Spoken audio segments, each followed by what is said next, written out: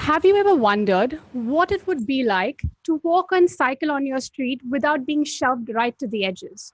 Or even breathe in some fresh air rather than breathing in the fumes from the exhaust of your car? Or for that matter, even spend some quality time with your family every morning instead of having to rush out to beat the traffic? I will let you ponder on that. And on that note, welcome everyone to ITDP India program's first ever webinar series, Urbanlogue. Our first episode, Jump on the SusTrans Bandwagon India, is presented by Ms. Shreya Gadepalli, South Asia Program Lead for ITDP. With over 20 years of experience in planning and implementing high quality public transport, complete streets, and traffic management measures, she is one of the most sought after sustainable mobility experts in India and internationally. Now let's go back to that dreamy scenario that I presented right at the beginning. Should it just remain the thing of the past, or can it be a present reality?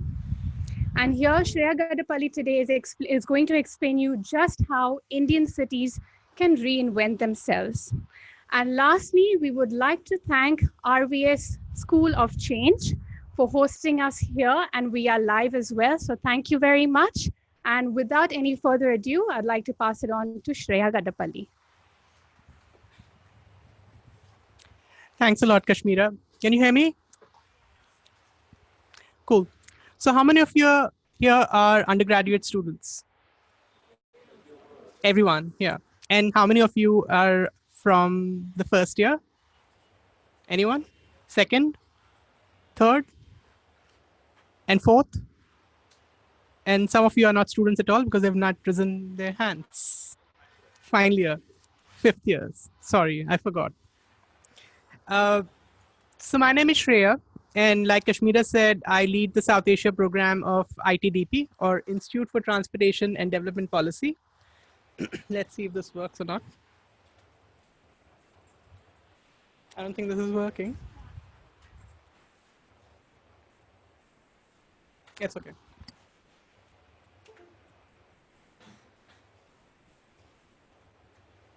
There are some technology problems right now. Go ahead. Okay. So ITDP is a global non-profit institute which helps to promote sustainable and equitable transportation. And in a minute, I'll talk about what I mean by sustainable and equitable transportation.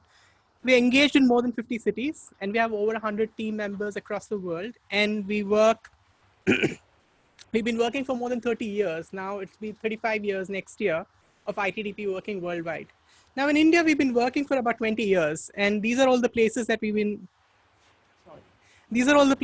been working in, and more or less about a third of urban India we've touched to make sure that lives of people are better, right? Now let me start with an interesting question. How many of you have seen a sunrise? Everyone? That's great. Now, a very simple question. Where does the sun rise from? How many go for east? Raise your hands.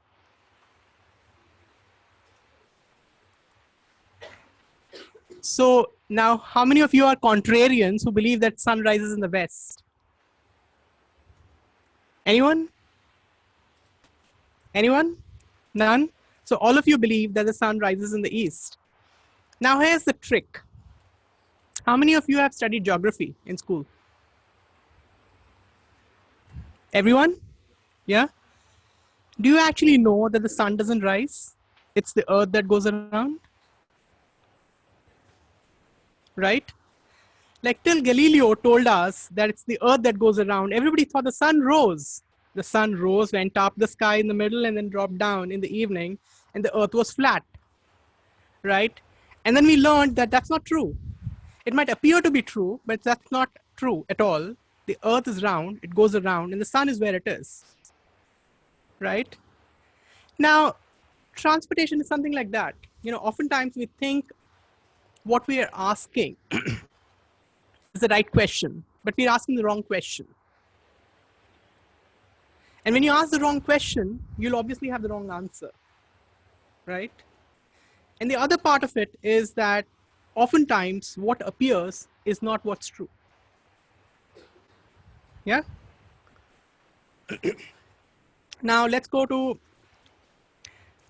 the real part of what my presentation today is going to be. And I'm not going to talk about transportation. I'm actually going to talk about the story of 4 women. Okay? I'm going to talk about the story of 4 women, and it starts with the story of Lakshmi. Lakshmi is a 9-year-old girl. She goes to school. She goes to a government school. Her parents can't afford a private school. Her name, Lakshmi itself, was given to her by her grandmother. Her grandmother thought, maybe if I name her Lakshmi, that there'll be enough money in the family that once she grows old, she'd have a much better life than what they have right now. Which is not to say that the government schools are bad. Actually, I think many cities now are improving their government schools and they're getting better. But that's not so with every government school everywhere. That's why people actually want to shift their kids elsewhere. Now, Lakshmi has a mother. I'll get to her in a minute. But she doesn't have a father. Her father, Ajay, he lost his life a year back. He used to be a plumber. Okay? He used to be a plumber, and he would go from place to place on his bicycle to fix things in people's lives, in homes. But one day when he was coming back home, he was hit by a car and he died. And his family did not know for the next 24 hours what had happened to Ajay. Now, do you know how many Ajays are there in Chennai? Any guesses? There are at least 4 every day who go out but don't come back. 4 every day. That's about 1,400 people every year in Chennai alone who don't come back because they've been killed on the road. But then, how does it matter, right? Speed's important, life's not, right? You agree? Do you agree? No? You think life is more important? If life is more important, why would we have every year 13 to 1,400 people killed in Chennai alone and about 150,000 people in India who lose their lives in road accidents? And we call them accidents, but they're in reality not accidents. They are crashes because of poor design and poor implementation of things. Now, I'm diverting a little bit because I said I'm actually going to tell you the story of 4 women. This is Lakshmi's mother, Renuka. And that's Lakshmi's brother, Pavan. Now, Pavan was born after his father was gone. I'm sorry it's such a sad story, but that's how it is. But Pavan has had problems with respiratory problems from the point he was about 6 months old. Right? So his mother often has to go to the hospital to make sure that he gets medical attention. And the reason why Pavan has respiratory problems is actually air pollution. A lot of kids right now have breathing problems right from birth, almost, because of the air pollution that we have. Now, air pollution actually doesn't constitute the majority of pollution when it comes to most cities in net terms. But when it comes to exposure, that is when you actually are there on the road, it's the majority of what you're exposed to in terms of air pollution, because it's right there. You're on a street, the pollution is right there, and you get hit by it. I'll speak about it in a little bit. Let me move on. Now, Renuka actually works as a vegetable seller. She lives in a poor neighborhood. Of course, all of them live in a poor neighborhood. And this poor neighborhood happens to be outside the city because the government decided, they used to live in a slum near a river. The government decided that it's going to get flooded and it's best to put these people outside. So they created this housing outside the city. Not outskirts, but literally outside the city. And they put the housing right on top of a lake. What used to be a lake, but now there's housing. But the funny thing is, in the past, there might have been floods once in a while in their slum next to the river. Now they have floods every year because they're in the middle of a lake. Here comes the third woman, the one who had named Lakshmi. Lakshmi. This is Lakshmi's grandmother, Kasturi. Now, Kasturi works as a nanny. She works as a nanny and she travels every day 15 kilometers to reach the city center because that's where her workplace is. She works at the home of her family to take care of a child, and she works from 8 in the morning till 8 in the evening. She gets paid 10,000 rupees per month, which is a good amount. Maybe, maybe not.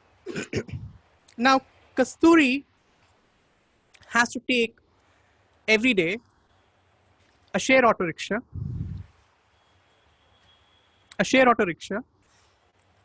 and then a bus, and then walk to reach her workplace. It takes about 1.5 hours every day for her to reach wherever she reaches, right, where she has to reach. On a good day. On a bad day, it can be 2 hours, sometimes even 2.5 hours. So she, give or take, travels for about 3 hours in a day, works for 12 hours in a day, and then comes back home. Pretty short. But she's the bread earner for the house. And this is Kasturi's employer, Tara Singh. Now, Tara, very aptly named, is a rising star. She's a rising star within what is called consulting.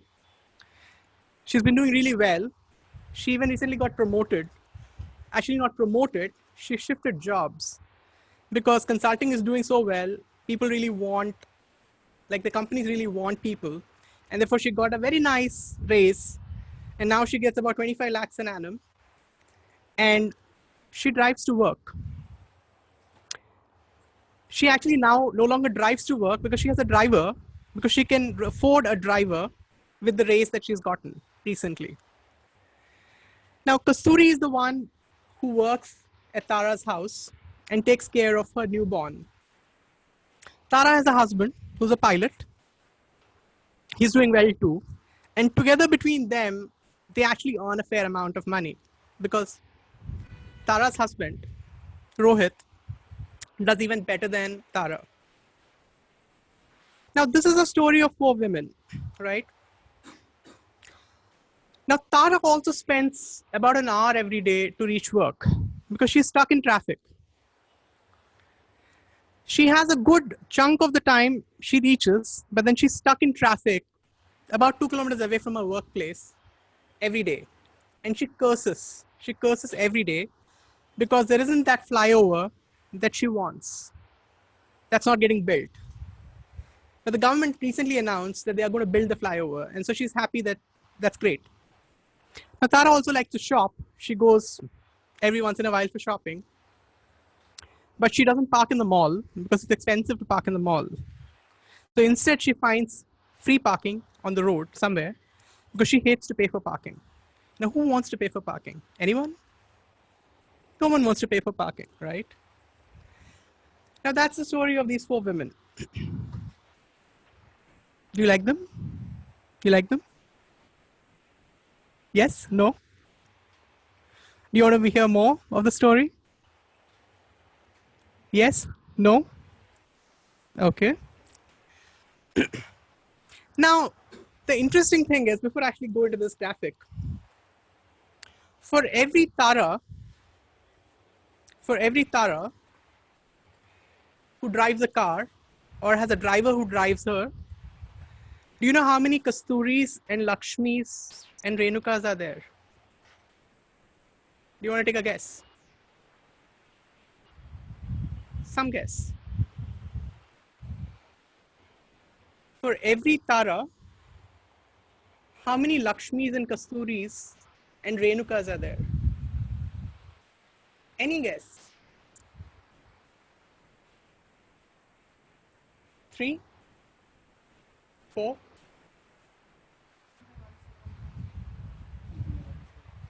1,000? 10? 6? That seems to be all over the place, but interesting. Now, Our census tells us that for every Tara, there are about 20 Lakshmis and Kasturis and Renukas who either walk or use public transportation.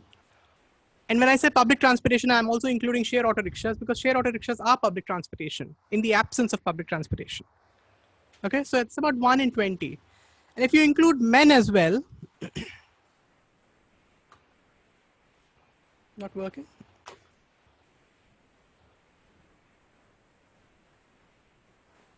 Okay, so if you include men as well, this is how the statistics look like. There are only 5% of people in India. Maybe now, this is from the 2011 census. Maybe now the numbers have increased a little bit to maybe 6% or 7% who use cars. The rest of them actually have nothing to do with cars. The majority actually walk or cycle. That's what the statistics tell us. A large number of people actually use public transportation. And walking, cycling, and public transportation often get undercounted because people don't even consider that a trip. Right? Because share auto rickshaws are actually officially not counted anywhere as trips at all. So they get undercounted.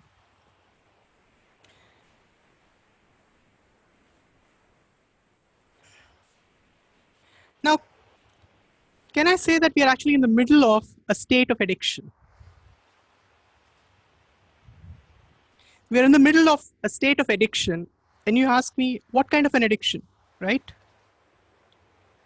What kind of an addiction? Any guesses? Any guesses? Of luxury. That's an interesting answer, because in some senses that's true, because we're in the state of addiction about something called a car. We believe that the future needs to be built for a car. And that's what we've been doing in India, at least, for the last 20 to 30 years. And in some other countries worldwide, even for longer. We've built cities around cars. And we keep building more and more around a car. And this is what happens. This is a picture from Delhi.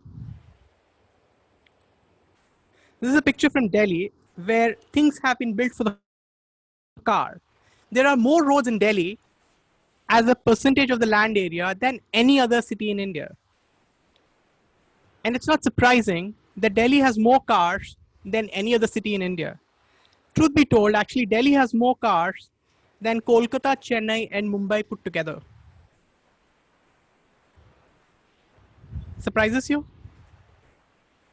So if you think Chennai was bad enough, imagine what Delhi is like. It's a mess. It's not unusual for people to travel for 3 to 4 hours every day on its streets, stuck in traffic, despite the fact that Delhi has more roads than any other city. And then we think we need to build something around the car. So then we start building what? Flyovers, right? So we have two options. Either we go sideways or we go up. Or sometimes we go both sideways and up. So we start building flyovers. Now cities worldwide have tried building flyovers. Now this picture sounds a little bizarre, right? You have the first level and the second level and the third and the fourth and the fifth and the sixth and the seventh levels of flyovers.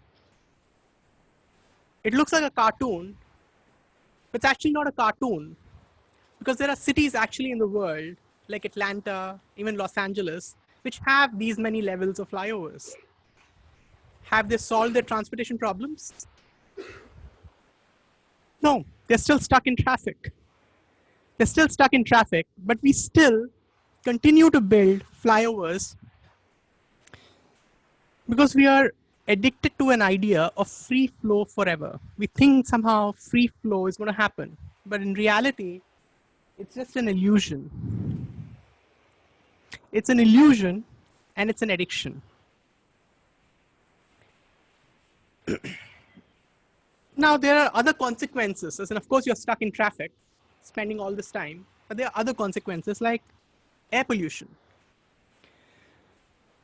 Do you know on bad days in Chennai, when there's pollution which is very high, as in Chennai is actually lucky because it has sea next to it and there's sea breeze, and therefore many parts of the city actually don't feel as much pollution because the breeze takes it away. But there are parts of Chennai which are bad, right? There are parts of Chennai which are bad. And remember Renuka and her son, Pavan? It's ironic because his name is Pavan, but he has respiratory problems. Pavan means air.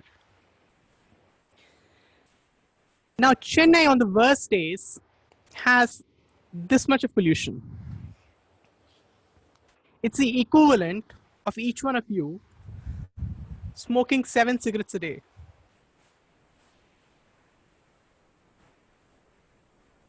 How many of you smoke cigarettes? As in, I know most of you will not answer that. But how many of you don't smoke cigarettes? Well, that gives me the answer of who smokes cigarettes. But in reality, you're smoking cigarettes because of pollution. And a large part of that pollution is because of transportation, because of the fact that we have so many cars and two-wheelers around in the city, and they're constantly putting fumes out. It doesn't feel as intense as smoking a cigarette, but do remember that you're exposed to it for a very long period of time. You're outside. Right? You smoke something like 7 cigarettes a day. Imagine what it is like for children. Because children are shorter, they're closer to the exhaust pipes, and they also breathe faster. They're growing. So they actually end up smoking about twice as much. That's about 14 cigarettes a day. Can you just imagine like a child of 5, 4, 6 smoking 14 cigarettes a day? Sounds ugh, doesn't it? Right? But that's what we do. And we call it what? What do we call it? We call it a very interesting word. It's called development. And then, do you know there's something like 3 to 4 747s that crash in Chennai? You're asking which 747s have crashed in Chennai. And remember Lakshmi's father? Do you remember Lakshmi's father? That's one of those people. Because there are 13 to 1400 people who are dying in Chennai every year from road accidents. But we don't count. But when I say 3 747s, you all like, oh, really? 747s? 3 of them crash in Chennai? No, that's not possible. But in reality, that's the number of people who are dying on the streets. Now the question comes, can technology help? So how many of you think, yes, technology helps? One person, that's it. How many of you think technology doesn't help? How many of you are sleeping? Well, I saw one hand for yes, 3 hands for no, and the rest of you said nothing. But maybe you're unsure about it, because even I am unsure about it. Because the answer is yes and no. It really depends. So remember I had shown you that picture of Delhi with a street full of cars. Cars which are ridden on petrol and diesel, right? They're all stuck in traffic. They're all sending fumes out. Now, there's a technology called electric vehicles, right? Electric vehicles. Do you want to see how Delhi might look like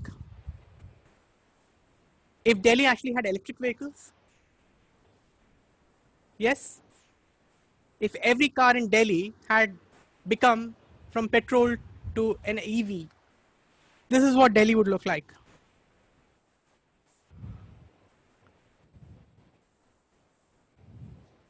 I'm serious. That's exactly how it will look like.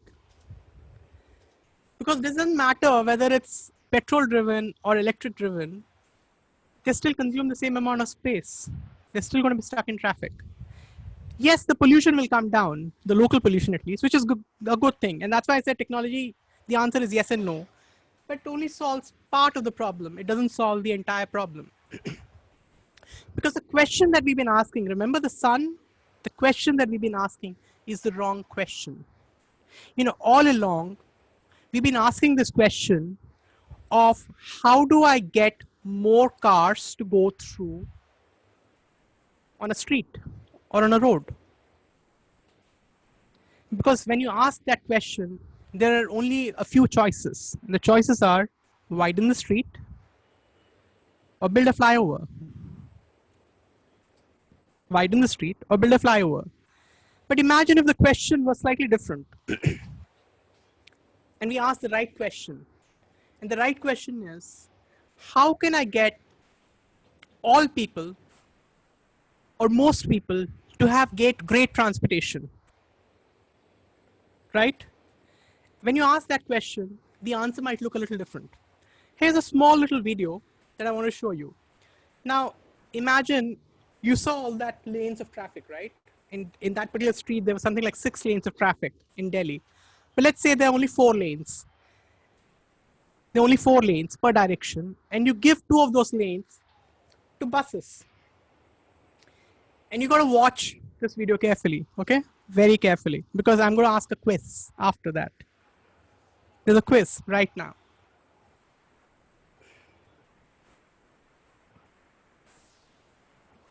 So note the difference. On the left you have cars, on the right you have buses. And the buses have gotten exclusive lanes. And the counter below shows the number of passengers who've gone through. Keep a watch on the numbers. This is a 30-second clip.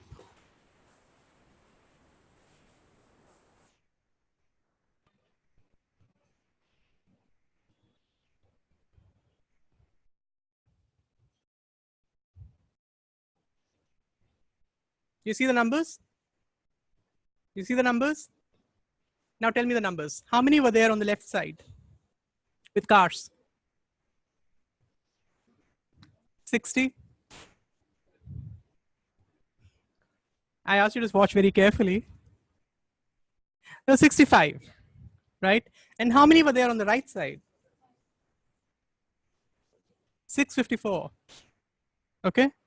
Now do a little bit of math for me. How much is 654 divided by 65? Huh?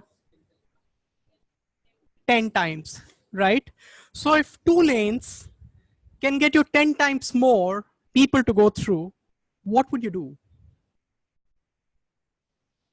How would you design a city? Would you widen the street, or would you give 2 of those lanes to buses?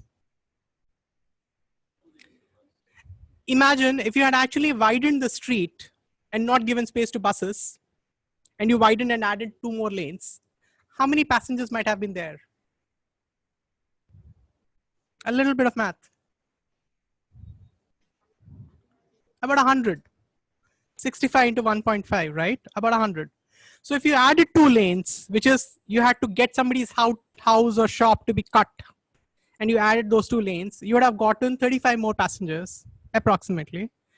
But instead, if you had just given 2 of those lanes to buses, you would have gotten 10 times more passengers. Now, that's what really looks like asking the right question. That's when a Renuka or a Lakshmi get to go to their place quicker and do the right things. Of course, I'm going to talk also about how cities should be built, but at least you've gotten a fairer city. What's that? A chocolate donut. How many like a chocolate donut? That's it? How many like a donut? That's it? You don't like a donut? What do you like? What do you like? Do you like sweets? No? How many like sweets? Chocolates or whatever? Everybody likes chocolates. So maybe let's just call that a chocolate. So you all like that. Now imagine you, right? What's your name? Naresh. So Naresh, imagine if there was a chocolate, a rather big chocolate, and all of you were around, and you ate that. You ate that chocolate. No one else got that chocolate. How would you feel? How would you feel? He should have shared it, but he did not. He just ate it. How would you feel? How would you feel? Huh? That is selfish. If you asked me, I would have said, very pissed off. Because he just ate the whole chocolate or the donut, and no one else got the donut. Right? But in transportation, that's exactly what happens right now. There are a few people who are in cars who actually are like, Naresh, sorry, who eat the donut, and no one else gets to have a bite of the donut. Bloody unfair. That's what brings to you the idea of donut economics. Now, this is an idea which has been promoted by an Oxford economist called Kate Raworth. And the idea is pretty simple. In this world, and it's not just about transportation, it's about everything in this world. There are people who are in that middle of the donut. Yes, the middle of the donut is a hole. There's nothing there. And they're there, where their basic needs are unmet. And then there are people, who's this? Whose basic needs are being not met? The Lakshmis of the world, the Renukas of the world, and the Kasturis of the world, right? Now, remember Tara Singh and her husband? Do you remember his name? Rohit? You're good listeners. Thank you.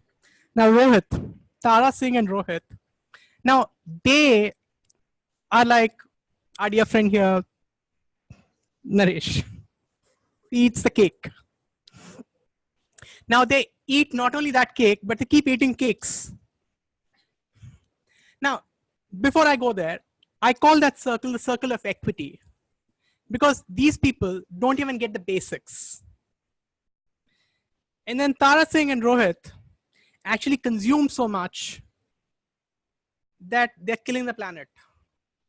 They're killing themselves as well, but they're killing the planet. And I call that the circle of sustainability, because they're consuming so much that it's unsustainable for the world. And there are some people who are inside the hole who are not even getting the basics. They never get to taste the pie. In a fairer world, Tara and Rohit would get to share it with Lakshmi and Kasturi and Renuka. And that's the safe and just space for humanity, where everybody gets a fair share of what we have. Not only do they get a fair share of what we have, but they're not killing the planet, right? So everybody is better off. And we are also making sure that the future, that is you, and potentially you might have kids someday, are also going to have a good world to live in. Now, there was a great man who put this even more succinctly. And what did he say? He said this: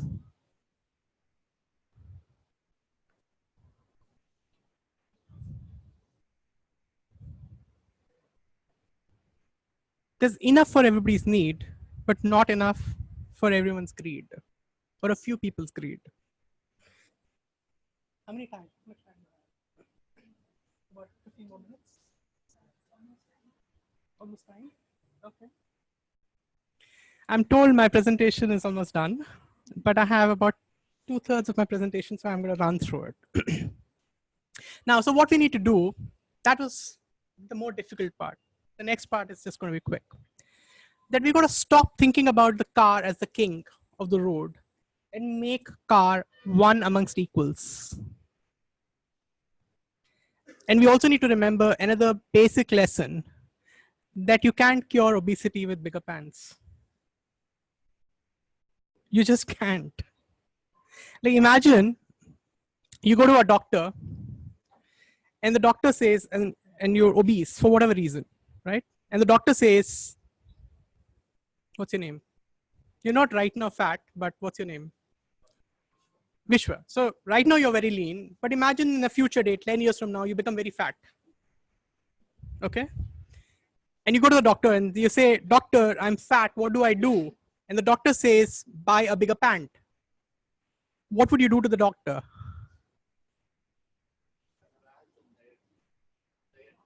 You'll ask for a diet, no, but what do you do to the doctor? The doctor says, buy a bigger pant. I'll kill the doctor. You know, what an idiot. Like, he's not a tailor, he's a doctor, right? A good doctor is one who says, listen, you got to get on a diet. You got to get on a diet and you need to exercise so that you're going to live a more healthy life and you're actually going to become healthier, right? A bad doctor would say, buy a bigger pant. Now, the reason I'm asking you about this doctor question is because tomorrow you're also going to become doctors, a doctor of a different kind. You're going to become doctors of how cities should be.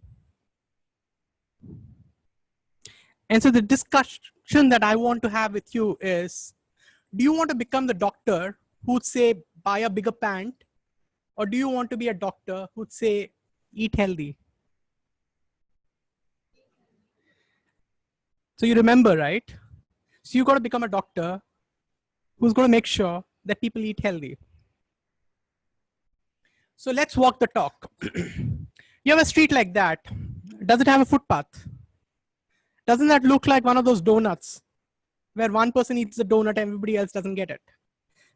So if you got to get it right, what you have to do is to draw a line and build a footpath there. Now, any engineer who's also going to be a doctor, who comes and says, no, I'm not going to build a footpath. What do you do to the person? You say, get lost. I'm going to build a footpath. Because it's the right of those people, of those kids to have a footpath. Now, sometimes we build a footpath like that. You know why we build a footpath like that? Because we've not won an Olympic hurdles race. So we need some practice. It's crazy, right? A quick question. Have you seen footbridges to cross a road? Pedestrian footbridges. Who are they for? Pedestrians, right? They're actually for cars. And you say, how? And I said this way. If they are for pedestrians, they should help pedestrians. But what has it done? It's made this old woman, who's Kasturi's sister, to climb up 2 stories and again climb down 2 stories because that car could not stop. Tara's car could not stop. So who's the pedestrian footover bridge for? Is the footbridge for Tara to have a better life or for Kasturi's sister to have a better life? Who? Tara. So who's the footover bridge for? For cars.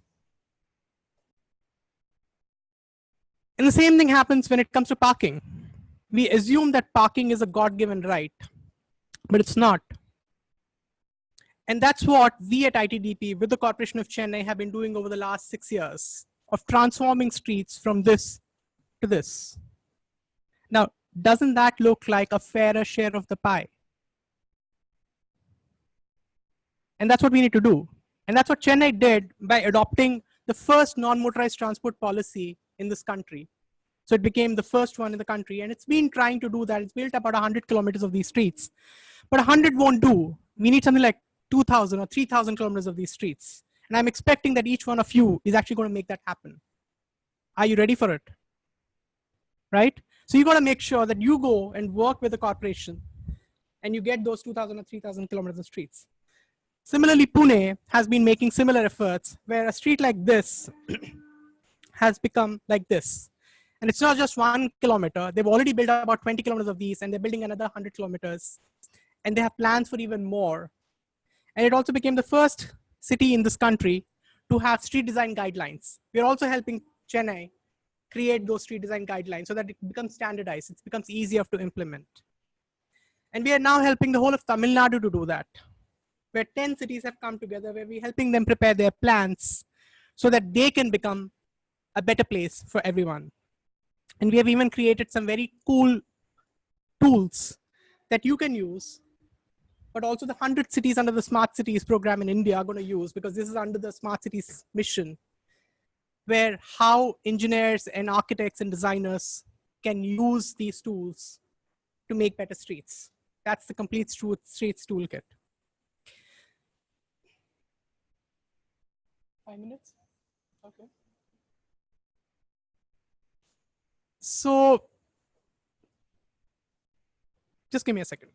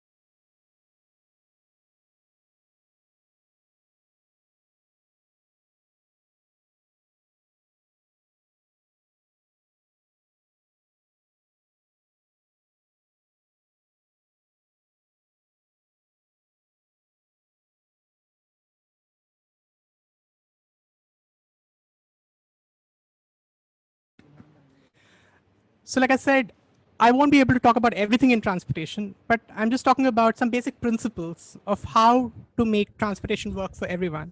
And there comes the question of parking.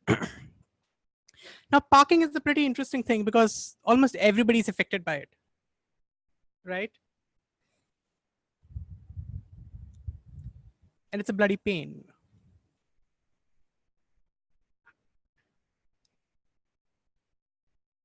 But parking is very interesting because this is how parking is. We think parking is a birthright, that we are born with it. But it's actually a myth. It's a myth that parking is a birthright. Now, assuming that parking should be given for free is like this. You go buy an air conditioner, and then you go to the government and say, government, I bought an air conditioner. You give me a house to fix it in. Did you get that? Does that sound funny?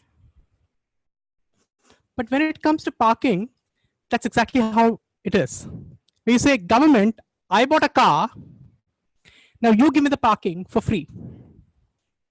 And I don't want one parking, I want 3 parkings. I want one at my house, I want one at my office, I want one at the mall, I want also one at the park, and I want one everywhere in this world, that almost as if, I can take my parking along on a trailer with my car and place it and put my car on top of it. And it should be free. But isn't that how exactly it is? That everybody wants free parking. It just doesn't make sense. Parking is actually a commodity, right? So the way, when you live in a house, you pay rent for it, or you buy it. You want to start a business, you have to rent an office. You pay rent for it. You don't go to the landlord and say, landlord, I'm opening an architecture practice. You give me the office for free. But that's how parking tends to be. Parking also has an opportunity cost. Like every parking slot actually, or multi-stored parking, consumes the same amount of space as an office for 4 people or a house for an economically weaker section. Like remember Lakshmi and Kasturi and their house could have been for free in the city center instead of the government building a multi-storied parking? Because who has the right, Tara's car or Kasturi's family? Louder? Right. Kasturi's family has the first right to have a house before Tara's car gets a free house. The second point is that we think that more parking will solve the problem. And that's also a myth. Because parking is like a magnet. The more parking that you have, the more vehicles that come there. Because they know they can come there, right? Which means that if you build more parking, you'll have more traffic jams.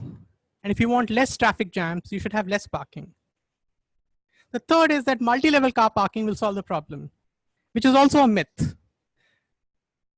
Because do you know who will pay and park in that multi-level car parking when the parking is free on the street? As in, I'm not an idiot to do that. Neither is Tara, who's going to park. So unless we start parking management on the street, we're not going to solve the problem. Let me just skip this. So what should be done? The first thing is that we got to first mark it out clearly where parking can happen and not happen. So you're clear about how much parking is there and not there. Second, start charging for it. And charge more for parking on the street than in a multi-storied parking. Because it's more convenient. So whatever is more convenient needs to have a higher price. And third, if there is more demand, increase the price. And that price is anywhere between 20 to 60 rupees per hour. And third, you create parks, not parking. So instead of removing parks and putting parking on top of it, instead create parks and remove parking from there. Because more parking, more traffic. And finally, with all that money that you can get, make better streets. Streets which have great footpaths, great cycle tracks, great spaces for buses, and great buses themselves. If you want to learn more, there are many publications that we have on parking, which you can download, and you can start thinking about how to manage parking. I'll pretty much end my presentation here by saying that urban transportation is not a technical problem. It's a problem of what kind of a city do you want? Do you want a city like this, which is dead with cars? Or do you want a city which is like this, which is vibrant and for all? Which one do you choose? This or this? This, right? So we are inviting you, and I suppose you already know about this, to start making those tactical interventions, tactical urbanism interventions, to start reclaiming streets for people, and then make sure that they become permanent. This is what we've been already doing with the corporation, with the traffic police in Chennai, and we invite you to do that as well, to make our streets better places for all, especially our kids. Turn the pyramid around, put pedestrians on the top, put cars at the bottom. Thank you.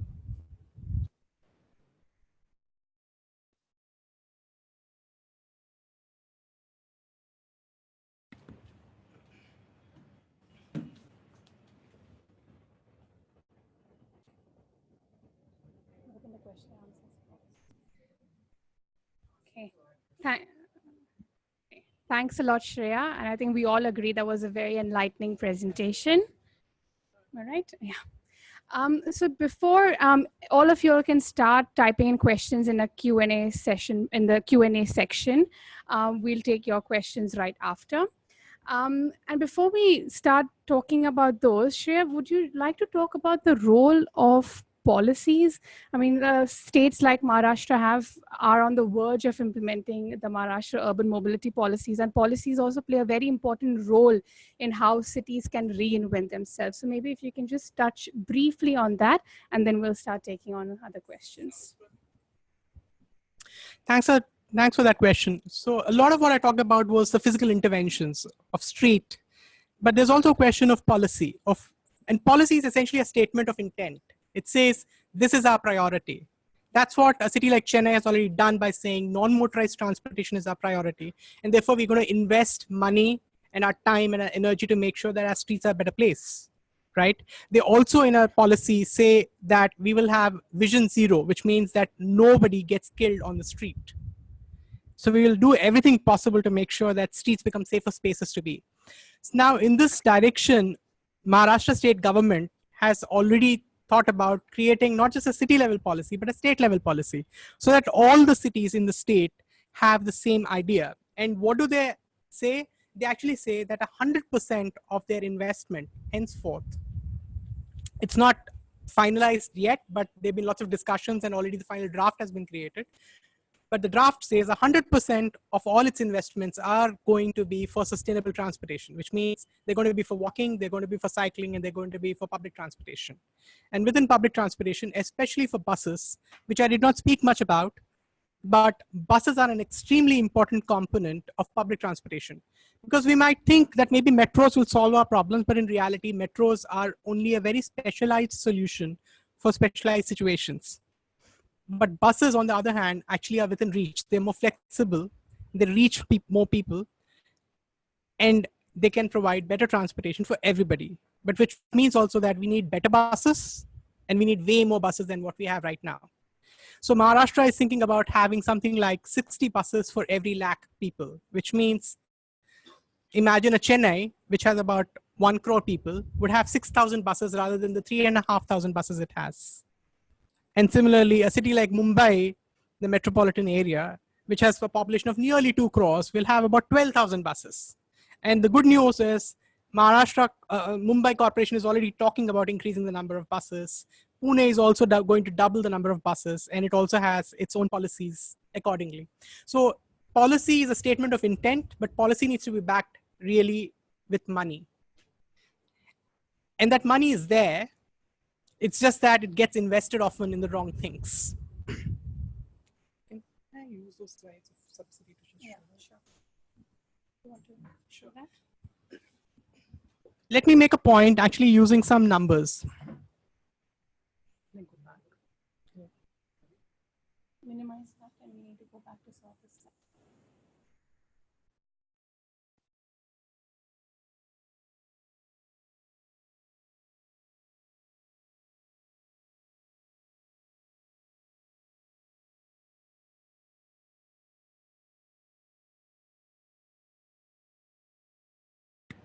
Now, oftentimes,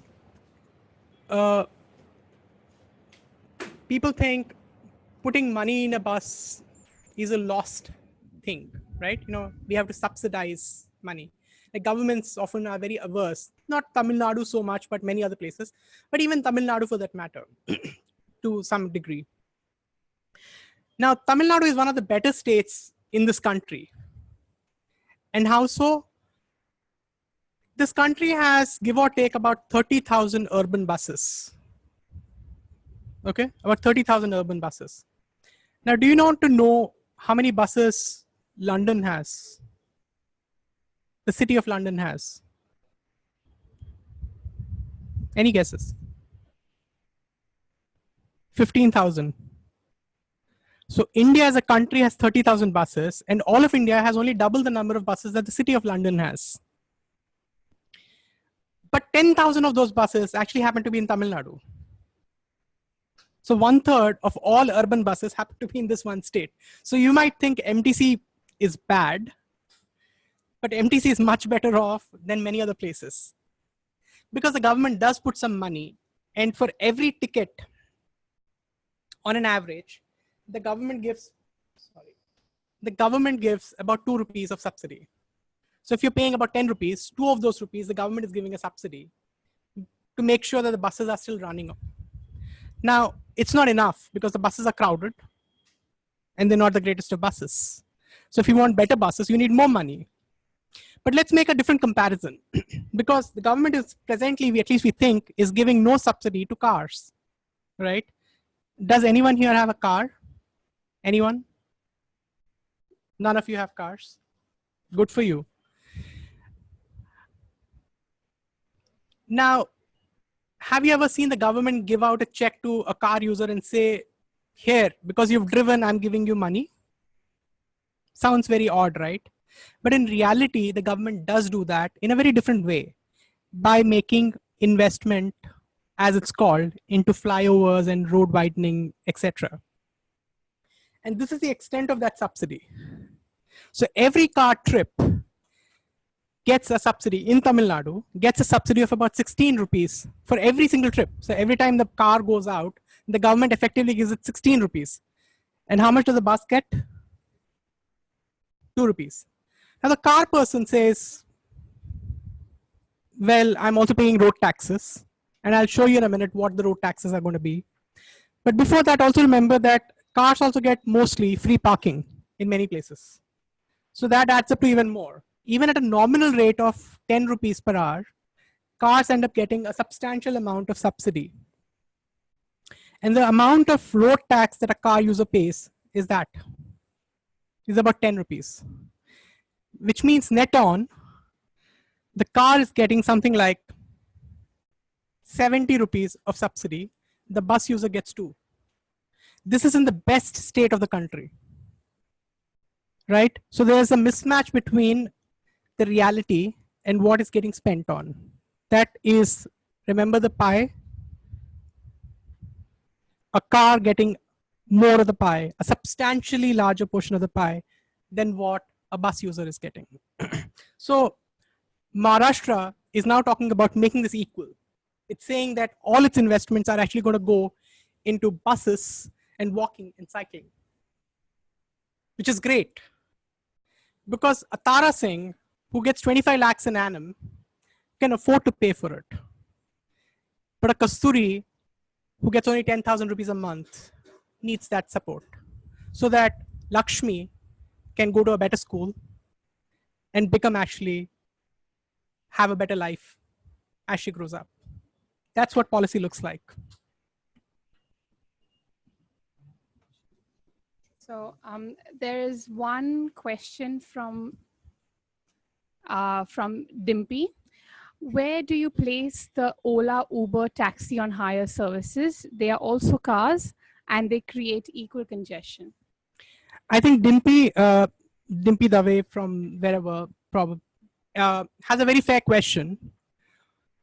And I completely agree with her. So Ola and Uber, and it's not about saying Ola and Uber specifically, but taxis in general, are essentially cars. They occupy, except for the fact that they don't occupy so much parking space, because an average car actually is sitting idle for 95% of the time.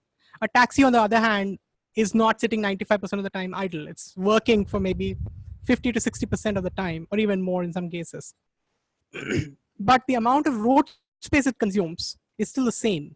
So if you have one passenger in a taxi, it's the same as one person driving a car, as far as the road is concerned. And therefore, a taxi should also be paying as much money for using the road space as a car should. And that's exactly what Mumbai is now contemplating with creating a scheme called congestion pricing. The idea is very simple. When there is congestion, put a price. It's like a toll, so that you are actually paying for the amount of road space that you're consuming. And some people might choose to not use it. It's like, how many of you have used Uber and Ola, right? And you know about surge pricing. You know about surge pricing. Like when there's a lot of demand, what happens? The price of Uber and Ola shoots up. That's exactly the same concept. So when there's demand for the road space increases, the price of the road shoots up. So you start paying more. And this is what cities like London and Stockholm and Singapore have done by pricing the road. There's another question by Apurva. What are the major issues that the government faces in actually implementing these parking policies when we know everything about a good parking policy but has failed to implement it? Again, a very fair question. That it's not easy to implement parking policy, even though it seems fair, because the truth is that the Tara Singhs of the world have a bigger voice. Kasturis of the world don't have a voice. And therefore, it's important for us to make sure that the Kasturis of the world actually get a voice so that it becomes a fairer thing to start implementing parking policies. So it's important for us to go demand this of our corporators, of our MLAs and MPs, and saying, why don't we create a fairer world? We're not asking Kasturi to get inordinately more. We're just saying, let Kasturi get as much as Tara does. So obviously, parking is a very popular topic here. So there is Saptadeep who has asked, you said that multi-level car parking is a myth, but then again said that these car parking should have lesser parking fares. So what do you think is the actual solution? Again, a very interesting question. And I said that multi-level parking should have a lower fare than on-street parking. Actually, I did not say that. I said on-street parking should have a higher fare than multi-level parking. But multi-level parking should have as much fare as is required to make sure that the multi-level parking can work as a business, right? If I buy a commercial property, I want to get a rent which is commensurate to the amount of money that I have invested in it, right? And multi-level car parking is exactly the same thing. So it should pay for itself. It should be private sector, much like how I can rent a space either as a house or an office or a workshop. A multi-level car parking should also be something that I can run as a business. And then parking on the street should be priced higher than the multi-level car parking, because the on-street parking is even higher in value to some people. But sometimes it's possible that multi-level car parking has a greater value because somebody wants enclosed parking or whatever it is. But typically that's not the case. Then people tend to want the easiest parking, and that typically happens to be on the street. So the point is, on-street parking should be higher than off-street multi-level parking, and multi-level off-street parking should not be subsidized by the government. It needs to be run as a private sector enterprise. Thanks, Shreya. So we're just taking on two last questions. So there's one from, there's a comment by Esther, so maybe that's something that you can talk about. The current building norms require developers to build a certain minimum number of parking spaces in a development. These parking spaces are not allowed to be sold by the developer, but are given for free to the consumer. What are your thoughts on that? Again, a very interesting question about parking. Like, so when you're, maybe, I don't know whether you've already gotten to that point in your course where you learn about building bylaws. Have you? Have you learned about building bylaws? Anyone? No? Now, building bylaws are, or development control regulations are a set of code which the government says this is how you're going to build. You can build to this height, to this FSI, this much of setback, etc. And one of the key elements of that is also about providing, as the government thinks, a certain minimum amount of parking in the building. The rationale here is that, fairly so, in some senses, that by making sure that there is parking inside the building, there will be no spillover of parking on the street. But actually, that's not how it works. When there is parking that's not managed on the street, people continue to park on the street. So I live in Tiruvanmiyur, next to a building complex that has 180 flats and has about 360 car parking slots, like 2 for every house. And still, cars from that building end up parking all around in that area because people have now a third car, or it's more convenient for them to park it on the street than parking it in the basement of that building. But back to the point about the parking that she's spoken about. Oftentimes, we believe that builders are giving that parking for free because the government has asked them to give that parking for free as stilt parking or basement parking. But there's no developer who's a fool who's going to give a parking for free. So even though they did not call this a parking charge, they would have already included this amount in your building cost because they're not going to take a hit. if you buy a house, you pay for the parking. And even if you don't have a parking, you still end up having to pay for the parking and pay for also your neighbor's parking, because that's how you're subsidizing. Now, this is exactly what my case is. I live in a building where I don't have a car, but I still paid for the parking when I got the house, which effectively is subsidizing everybody else in the building because I paid for it. Had I had a right in deciding, I would have said, I want an extra bedroom, right? It then becomes my choice whether I want a bedroom for myself or for my car.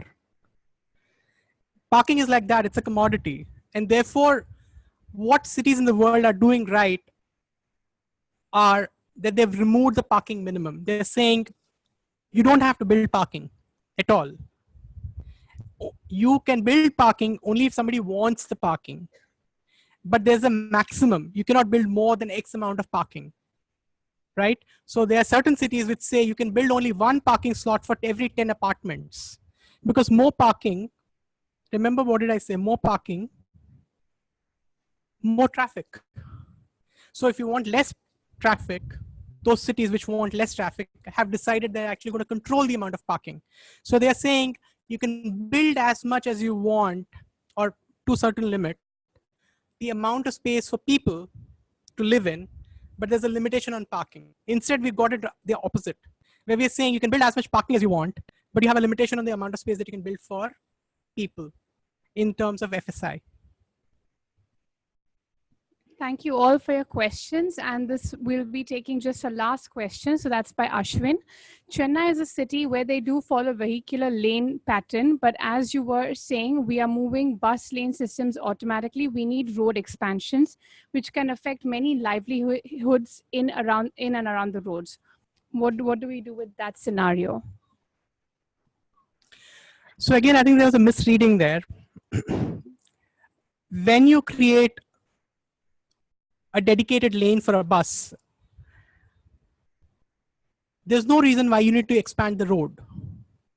The question is, you already have a road.